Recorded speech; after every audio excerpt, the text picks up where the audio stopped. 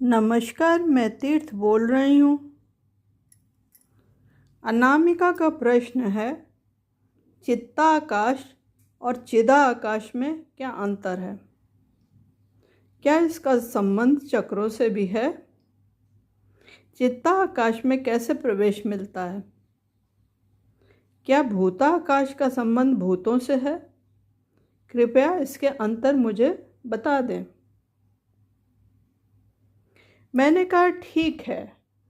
प्राप्त जानकारी के अनुसार एवं अनुभव के आधार पर, अनुभव को आधार मानकर मैं कुछ कहती हूँ। चक्र हमारी चेतना के द्वार हैं।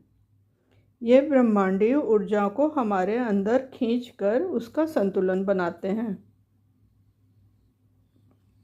हमारा शरीर पंच महाभूतों का बना है। इन भूतों की स्थिति इस प्रकार है। मूलाधार में पृथ्वी तत्व या भूत, दूसरा स्वाधिष्ठान में जल तत्व या भूत, तीसरा मणिपुर में अग्नि तत्व या भूत, चौथा अनाहत में वायु तत्व और विशुद्धि में आकाश तत्व स्थित है। तत्व को भूत भी कहते हैं। इन महाभूतों में आकाश है, अर्थात शून्यता है। इस शून्यता में साधक सूक्ष्म रूप से प्रविष्ट होता है और उसे सूक्ष्म जानकारी मिलती है। पहला है, महाभूतों में स्थित आकाश या शून्यता को भूताकाश कहते हैं। दूसरा, जीव के चित्त में स्थित आकाश या शून्यता चित्ताकाश कहलाती है। तीसरा, तथा ईश्वर के चित्त को चिदाकाश कहते हैं। जिस प्रकार मन को अर्थात मोतियों में माला में गुंथने के लिए आर पार छिद्र होता है, ठीक उसी प्रकार चक्रों में भी आर पार जाने के लिए छिद्र होता है। इन छिद्रों से सुषुम्ना नाड़ी तथा अन्य सूक्ष्म नाड़ियों का प्रवेश होता है, जिससे प्राण ऊपर तथा नीचे प्रभावित हो सकते हैं। इन्हीं छिद्रों से साधक शून्यता में प्रविष्ट होता है। आज्ञा चक्र से जीव के चित्त का संबंध है, जिसे चित्ताकाश कहते हैं।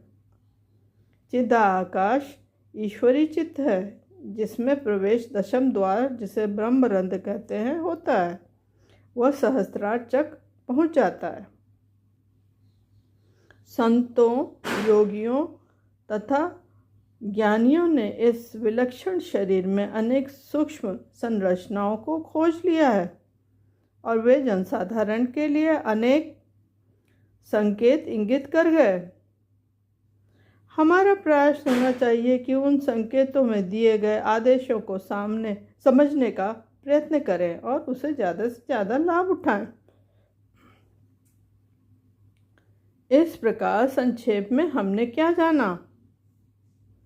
पहला है, चिदाकाश ईश्वरी चित्त है। दूसरा है, चित्ताकाश जीव का चित्त है। तीसरा, भूताकाश भूतों अर्थात तत्वों में स्थित शून्यता है। चौथा, चक्र हमारी चेतना के द्वार हैं। पांचवा, इन चक्रों द्वारा ब्रह्मांडीय ऊर्जा शोषित कर उसका संतुलन हमारे शरीर में होता है। छठा, आज्ञा चक्र में जीव के चित्त का संबंध है। यहाँ से चित्ताकाश में प्रवेश होता है। सातवां, ब्रह्मरंध्र द्वारा सहस्त्रार चक्र से चिदाकाश में प्रवेश मिलता है। ठीक है, फिर मिलेंगे। धन्यवाद।